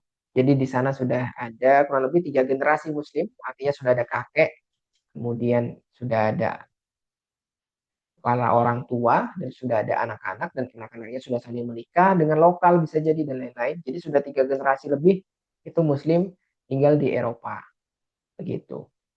Banyaknya dari macam-macam, eh, dari Arab, gelombang gelombang gelombang Muslim dari Arab ada, gelombang gelombang Muslim dari Turki juga banyak, kemudian gelombang Muslim dari IPB, India, Pakistan, Bangladesh itu juga sangat banyak begitu, dan mereka semuanya sudah 3 generasi. Kalau Indonesia mungkin sudah 2 generasi, baru 2 generasi. Belum ada yang masih sedikit yang sudah punya cucu di sana, kemudian cucunya mungkin sudah menikah dengan orang lokal itu sedikit gitu. Nah, dan masing-masing generasi ini tentu sangat berbeda. Kalau sudah generasi kedua dan ketiga, sudah generasi ketiga itu mereka bisa jadi mereka saya tahu generasi ketiga Muslim di Inggris sebagai contohnya itu sudah remaja-remaja, bahasanya sudah sangat-sangat British, aksennya sudah sangat-sangat British, begitu, budayanya, cara ngomong dengan orang, cara ngomong dengan dengan sesama orang Inggris yang beda, misalkan yang bule ya, atau yang mau kulit hitam, mau bule dan lain. Nah itu kalau generasi ketiga itu sudah sangat-sangat campur baur begitu. Jadi sudah sangat-sangat menerima identitas sebagai Muslim, tapi juga sekaligus menerima identitas sebagai seorang orang Inggris begitu. Nah, dampaknya apa? Sebetulnya bahwa komunitasnya itu sudah besar sehingga masjid sudah di mana-mana juga sebetulnya begitu.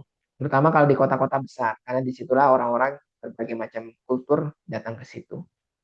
Jadi nggak perlu khawatir, apalagi kalau itu di lingkup akademik. Biasanya kalau universitas isinya orang-orang akademik, mereka mereka punya integritas, mereka punya moral, mereka menjunjung tinggi, setidaknya mereka menjunjung tinggi, mereka menghargai ya kepercayaan masing-masing. Jadi biasanya difasilitasi minimal dalam bentuk ruang ibadah. Ruang ibadahnya biasanya bisa jadi kadang campur dengan maksudnya bisa dipakai oleh berbagai macam orang dari berbagai macam kepercayaan gitu. Tinggal urusannya itu urusan booking membooking aja. Biasanya seperti itu. Tapi kalau di kampus saya di UCL itu sudah ada musolanya sendiri, hampir di setiap bangunan ada begitu. Tidak sih, mungkin perwakilan bangunan. Tapi kalau di bangunan-bangunan utamanya itu sudah ada di student centernya itu di lantai paling bawah ada masjid, ya, ada musola yang sangat bagus, jumatan juga di situ. Kemudian kalau izin sholat, ya ngapain izin? Karena saya nggak tahu kalau di Gorontalo ya. Kalau saya di ITB mau keluar izin ke toilet aja nggak perlu izin. 5 menit di toilet nggak perlu izin, keluar aja kemudian masuk lagi begitu. Nah artinya selama 5 menit izin ke toilet itu bisa jadi dipakai untuk sholat. Jadi kita tidak izin sholat, kita bilang aja, bukan bilang, kita bahkan ya udah keluar aja, saya mau ke toilet, kemudian tapi kemudian sholat dulu seperti itu. Tapi sisanya tergantung pengaturan dengan dosennya ya. Kalau dosennya cukup strict maka mungkin kita perlu izin. Saya kira kalau untuk seorang akademisi yakni dosen biasanya akan menerima alasan-alasan personal dan religi seperti itu. Jadi aman. Iya, baik. Terima kasih sekali lagi Mas Ihsan ya. Barangkali bisa menjawab ya Bang Nasrul ya, Insya Allah. Semoga ini bisa dimudahkan untuk apa namanya? Iya. Kayaknya ada rencana untuk studi lanjut lagi Bang Nasrul ya. Amin. Ya, kami sangat Oh, tambahannya tambahan ya sedikit Kak Zakir, bahwa di situ di di Eropa terutama ya Kak, yang saya tahu kan di Eropa itu sholat jamaah baik itu Jumatan maupun sholat 5 waktu itu biasanya eh, bisa jadi ada kloter-kloternya begitu. Jadi ada jamaah pertama, jamaah kedua, seperti itu. Terutama kalau Jumatan, jamaah pertama jam sekian, jamaah kedua jam sekian, jamaah ketiga jam sekian. Sehingga itu mewadahi orang-orang dengan berbagai macam jadwal. Ada yang kerja kantoran, baru pulang jam 3 ya kali ya. Baru pulang mungkin agak siangan begitu, baru punya istirahat, waktu istirahat atau mahasiswa masih ada kuliah. Jadi bisa memilih mau ambil kloter berapa. Kurang lebih seperti itu. Nah, kalau yang terkait sholat 5 waktu, ada juga yang pakai kloter, ada juga yang pakai jam tertentu. Jadi kalau di Indonesia kan waktu azan itu mengikuti betul-betul begitu waktunya sudah masuk zuhur, kita langsung azan. Kalau di luar negeri, di Eropa terutama, azannya memang tidak terdengar, tapi jadwal waktu sholat itu tetap. Jadi mungkin di bulan selama 3 bulan, di bulan April, Mei, Juni itu jadwalnya ya jam 1 siang sholat duhur. Meskipun sebetulnya waktu zuhurnya itu mungkin di bulan Mei masih 12.35, kemudian nanti di bulan Juni itu sudah jam 12.50.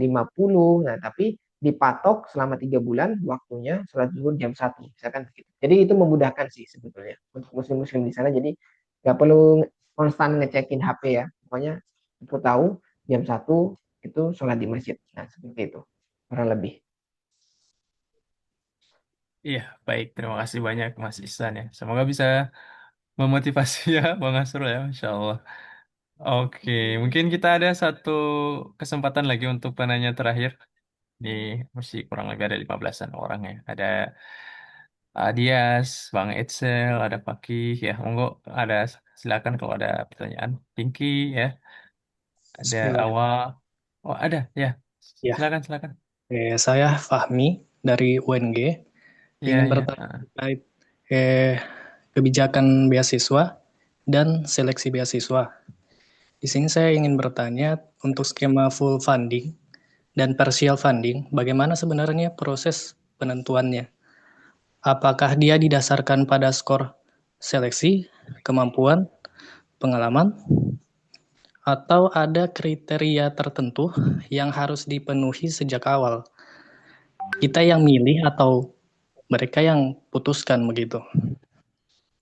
Kemudian kedua, saya ingin bertanya terhadap pengalaman kakak saat mengikuti seleksi, apa saja yang paling krusial yang kita sebaiknya fokuskan agar peluang lolosnya itu bisa jadi lebih besar.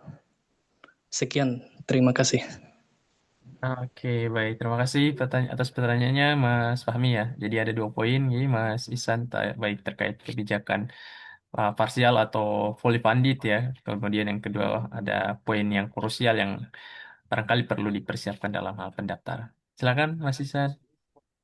Baik, terima kasih Mas Kak Fahmi ya atas pertanyaannya. Kalau boleh tahu, Kak Fahmi alumni UNJ atau sedang sedang kuliah di semester berapa, Saya prodi sedang apa? lagi kuliah, lagi mahasiswa akhir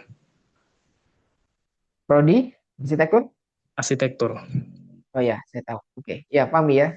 Jadi beasiswa partial funding begitu. Jadi partial funding ini kita pertama kali kita memutuskan di awal bahwa ketika mengisi pendaftaran itu kita mau full funding atau mau partial funding. Artinya dari awal kita harus sudah siap kalau mau partial funding, kita klik partial funding berarti ya pastinya tidak mungkin kita akan dibiayai sepenuhnya. Pasti nanti ketika kalaupun diterima, maka jelas-jelas itu kita akan dibiayai separuh saja, lebih begitu.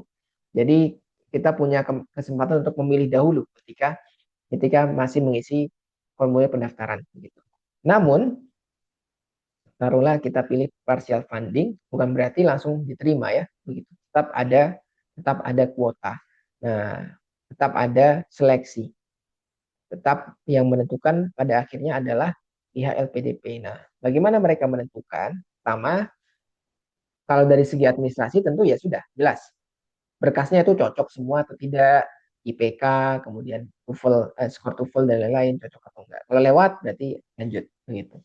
Kemudian termasuk IC ya, IC rencana kontribusi dan lain-lain itu logis atau tidak. Itu tetap dinilai sama seperti beasiswa yang full funding. Jadi tidak ada bedanya di bagian seleksi dari mulai administrasi sampai wawancara. Nggak ada bedanya. Bahkan di wawancara juga tidak akan jauh berbeda antara kita memilih partial funding maupun full funding bagi para interviewer karena mereka akan mengecek substansi. Substansi itu psikologi dan akademik. Jadi nggak ada hubungannya dengan duit. Mau Anda sudah kaya, misalkan sudah ada sebenarnya Anda mau bilang saya sebenarnya sudah ada 1,8 miliar, saya cuma butuh 200 juta lagi dari LPDP buat bisa studi di luar negeri. Nah, itu nggak guna karena yang dicek adalah substansi di wawancara, yakni kualitas akademik dan kualitas kesiapan psikologis, kurang lebih demikian. Nah, barulah setelah sudah dapat hasil wawancaranya secara objektif dan itu tidak melibatkan urusan biaya, nanti pihak LPDP secara terpusat akan menghitung jadi LPDP punya punya duit berapa yang bisa dialokasikan. Kemudian ini orang-orang yang lolos, bukan yang lolos ya, orang-orang nilai-nilai seleksi substansi orang-orang di sini sudah kelihatan semuanya secara nasional, nilai substansinya sudah ada. Kemudian uangnya ada berapa, baru nanti LPDP akan menentukan kuota masing-masing program. Seperti itu. Jadi memang ini agak tricky karena sejauh yang saya tahu sampai sekarang kuotanya itu ditunjukkan di awal. Kalau yang full funding itu berapa ratus orang, kalau yang partial funding berapa ratus orang, itu tidak ditunjukkan di awal. Karena tergantung kalau misalkan nih, yang di tahap ini banyak sekali orang yang mendaftar, begitu, kemudian nilai-nilai seleksi substansinya itu bagus-bagus semua, begitu. Nah, maka kemungkinan besar dengan biaya yang ada, maka passing grade-nya itu akan dinaikkan sedikit, begitu, supaya orang-orang yang lulus nanti itu sesuai dengan jumlah yang mampu dialokasikan oleh LPDP. Nah, kemungkinan besar kalau kita bicara, saya tidak punya info resmi, jadi saya tidak bisa bilang banyak hal terkait bedanya full funding sama partial funding. Tapi kalau secara logika kan, kalau LPDP cuma punya punya apa namanya punya duit yang terbatas, gitu, bisa jadi eh, kapasitasnya untuk yang partial funding itu lumayan banyak gitu. Karena di situ LPDP kan dimudahkan. Kurang lebih separuhnya itu sudah dibiayai oleh kita sendiri. Nah, seperti itu. Nah, tapi ya saya kira bisa secara psikologis itu mungkin akan akan menjadi keuntungan bagi kita. Jadi artinya kalau kita memang punya duit, begitu mau pakai partial funding, daftar saja partial funding. Tapi tetap itu tidak merubah bahwa salah satu kriteria yang LPDP minta adalah substansinya harus bagus, yakni mental, kesiapan narasi diri, dan akademiknya itu harus bagus. Gitu. Jadi mau punya uang banyak atau tidak itu tidak akan berpengaruh kalau bagian situnya kita tidak bagus. Kurang lebih demikian untuk yang partial funding. Kemudian tadi satu lagi terkait, saya lupa, satu lagi, Ya, hal eh, krusial yang perlu dipersiapkan, Mas Isan, oh iya, dalam yang mungkin bisa mendaftar. menjadi leverage, bisa menjadi keunggulan bagi kita, bisa menjadi nilai lebih dari kita. Pertama adalah yang paling penting adalah LOA, begitu. Jadi kalau kita merubah proses proses pencarian beasiswa kita menjadi mencari LOA dulu, ketemu universitas dulu ya, eh, maksudnya mendaftar universitas dan bahkan berhasil mendapatkan surat penerimaan dari universitas disebut LOU, maka itu akan jauh lebih memudahkan dalam dua hal. Pertama, memang ketika seleksi nanti kita nggak perlu tes tulis. Ya, jadi langsung setelah administrasi langsung nanti menunggu jadwal wawancara. Jadi itu sangat-sangat enak. Tidak perlu lagi belajar latihan soal malam-malam. Nah, lebih seperti itu. Itu yang pertama. Keunggulan yang kedua adalah secara psikologis, ketika nanti wawancara, eh, pewawancara itu akan cenderung lebih mudah yakin bahwa Anda bisa karena sudah ada buktinya Anda keterima di universitas kurang lebih begitu ya. Begitu. Jadi tinggal ngecek bagian-bagian lainnya, tinggal ngecek mungkin ini risetnya logis atau enggak begitu. Kemudian kira-kira kalau ada masalah bagaimana dia menghadapinya, karakternya seperti apa. Tinggal dicek dikit-dikit karena Anda sudah mengantongi surat bahwa saya sudah terima di universitas, kurang lebih begitu. Dan itu yang saya terapkan juga. Ketika tahap satu saya gagal karena terlambat mendaftar, kemudian ada waktu 6 bulan kan ke tahap kedua, saya isi waktu dengan mendaftar universitas. Nah, saya cari universitas-universitas yang relatif eh, mudah bagi target saya. Saya targetnya UCL, saya tahu dia sulit, jadi saya turunkan dulu sedikit dan sekaligus saya cari yang murah, yakni Australia. Tadi saya sudah jelaskan. Di Australia itu pendaftarannya itu murah-murah, jadi saya daftar di situ sampai mungkin 4 atau 5 program yang keterima, kalau nggak salah 2 atau 3. Nah, kemudian saya salah satunya saya ajukan untuk mendaftar LPDP, ternyata terima, begitu. Relatif lebih mudah sepertinya secara psikologis. Nah, setelah diterima, saya lihat lagi peraturannya, apakah memang bisa naik, kurang lebih naik level begitu ya, pindah ke universitas yang lebih tinggi. Kebetulan ketika itu di tahun itu boleh, jadi saya coba setelah saya dapat yang UCL di Inggris, saya coba pindah universitas begitu. Itu belum berangkat ya. Jadi saya bilang tadi ada 18 bulan waktu sejak lulus wawancara sampai batas waktu Anda harus sudah berangkat itu ada 18 bulan. Nah, di masa-masa itu saya cari UCL, saya dapat, kemudian saya ajukan perpindahan ke KPDP, kemudian diterima, urus visa dan lain-lain, baru kemudian tekan kontrak dan berangkat. Begitu. Kemudian satu lagi, apa lagi ya, selain LOA yang sangat mudah kan. Eh, Kalau untuk S2, apalagi kalau S3 tentu korespondensi atau bukti Anda berkomunikasi dengan calon supervisor. Begitu. Bukti, ya, seperti itu. Kemudian sebetulnya banyak ya, yang setiap poinnya itu akan menjadi nilai tambah buat kita. Misalkan nih, kalau punya prestasi ya udah naik, tambah tuh poin kita sedikit. Kalau punya publikasi, pernah pernah pernah membuat karya tulis ilmiah di jurnal, naik lagi sedikit. Pernah punya pengalaman yang banyak, naik lagi sedikit. Kurang lebih kan begitu ya, semakin banyak kemampuan yang kita tunjukkan, bukti-bukti yang kita kumpulkan, yang kita bisa buktikan, itu maka semakin bagus poin kita. Tapi kurang lebih tadi yang paling menurut saya game changing itu LOA sih. Itu. Daripada kita repot-repot harus meyakinkan, saya bisa nanti ke univ yang ini juga bisa, yang ketiga juga bisa, insya Allah. Karena begini kan repot. Mending saya jelas bisa, karena saya sudah keterima di univ yang ini. Begitu.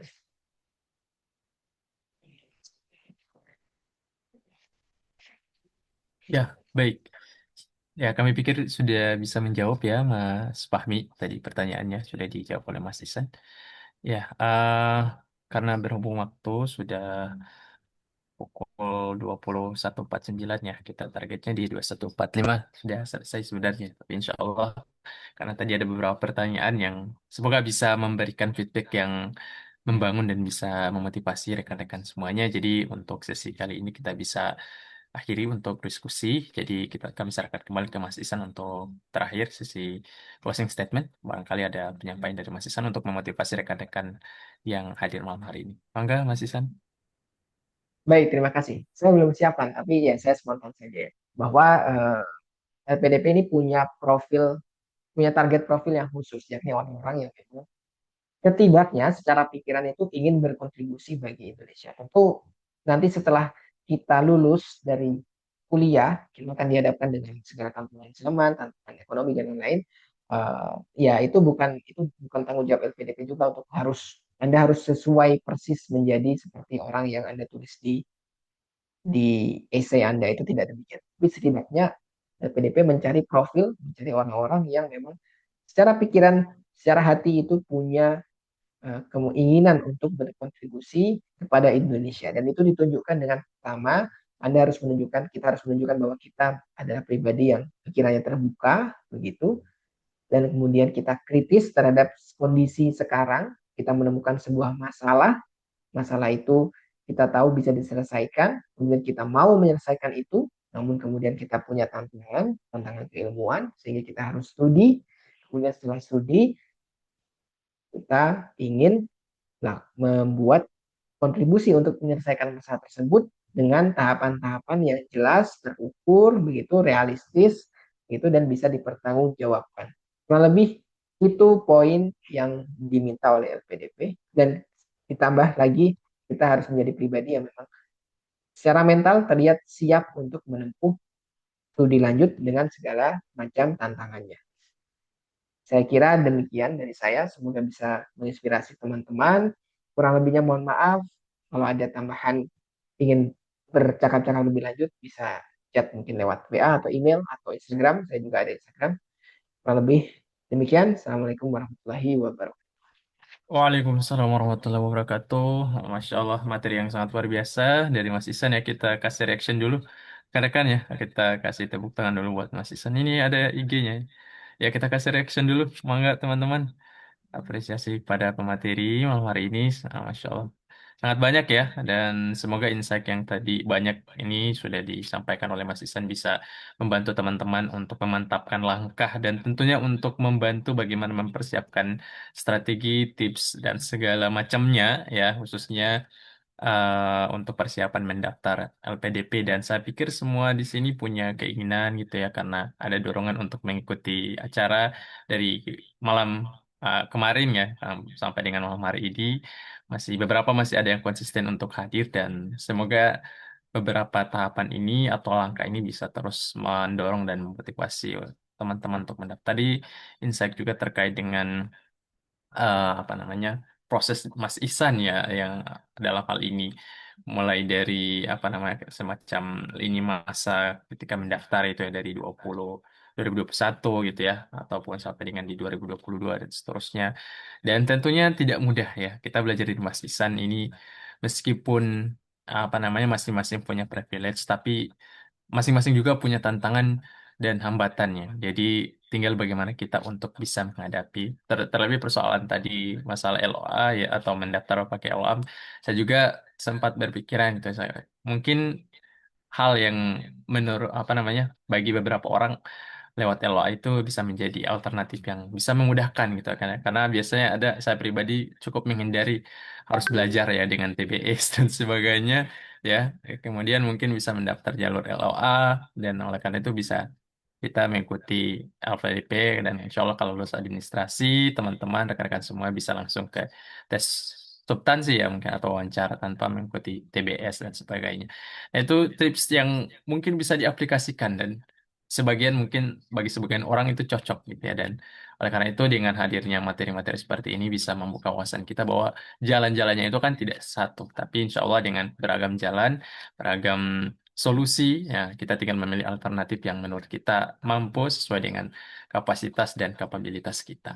Itu ya, demikian untuk sesi materi malam hari ini. Selanjutnya kami membagikan ataupun menyerahkan sertifikat materi kepada Mas Ihsan Maulana Robbani SR MSc atas berkenaannya beliau untuk mengisi materi ataupun kegiatan acara malam hari ini. Semoga apa yang sudah dia sampaikan bisa menjadi insight yang bermanfaat dan harapannya bisa diimplementasikan. Jadi jangan sampai justru menjadi uh, ilmu yang tersimpan saja gitu ya, tapi juga bisa menjadi hal yang bisa dipraktikkan gitu ya. Jadi sangat disayangkan ketika ada ilmu ataupun materi yang secara teoritis ya, tapi kita terbatas untuk mempraktikkannya seperti itu. Sekali lagi kami mengucapkan terima kasih banyak Mas Ihsan sudah berkenan memberikan materi dan semoga bisa menjadi amal jariah yang insya Allah tidak akan pernah putus bagi Mas Ihsan karena ilmu yang insya Allah akan dipraktikkan dan terus diimplementasikan oleh rekan-rekan, oleh kita semuanya, ini bisa menjadi amal jariah yang insya Allah tidak akan pernah putus. Amin insya Allah. Barangkali itu kami ucapkan terima kasih sekali lagi. Sekian untuk sesi materi pada Mas Ihsan, barangkali bisa melanjutkan aktivitas kembali. Terima Terima kasih kasih banyak. banyak Kak Zakir dan teman-teman Study First sudah mengakomodir saya untuk berbagi ilmu. Semoga berkah selalu, semoga lancar Amin, terus amin. dan bisa berkembang. Amin, amin. Saya mungkin izin pamit dulu kalau memang sudah di agenda. Siap. Terima Monggo, kasih. monggo. Monggo Mas Ihsan. Siap. Ya, terima kasih Mas Ihsan. Insya Allah selalu dimudahkan kegiatan dan urusannya. Ya, kepada teman-teman, rekan-rekan peserta, kami sampaikan bahwa masih ada beberapa event atau acara beasiswa lagi yang akan datang ya. Bahwa itu beasiswa LPDP masih afirmasi, juga ada beasiswa unggulan, ada beasiswa Indonesia Paket yang Kemenak. Dan ada sesi karir insight yang mungkin teman-teman masih galau ke arah praktisi atau akademisi, insya Allah akan ada dan tentunya ini masih relevan dengan pemetaan teman-teman untuk mengikuti beasiswa. Itu saja ya yang belum isi absen silakan isi presensi. Nanti bisa mengisi presensi. Sekali lagi terima kasih sudah bisa meninggalkan room. Terima kasih banyak teman-teman sudah bisa live ya. Sampai berjumpa lagi di sesi berikutnya. Terima kasih.